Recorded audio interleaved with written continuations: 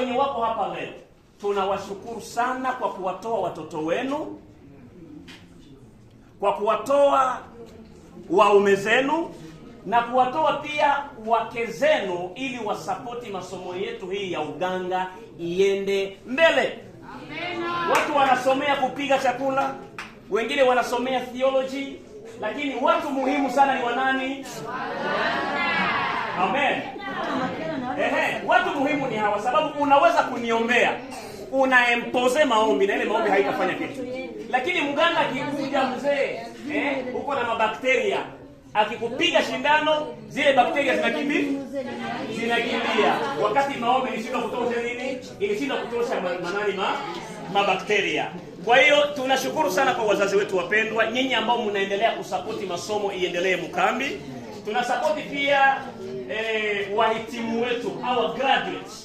I know that some of you guys, kuna walimu, kuna mapastors, kuna evangelists, kuna madicons, such. Mungu awabariki sana kwa kujitoa pia na kuheshimisha hii masomo yetu ya kiganga ili iende mbele. Sina la ziada, niwatakie mafanikio mema. Amen. Na pia hii masomo ambayo tumesomea leo iwafanane. Amen. Mzee aligusia profession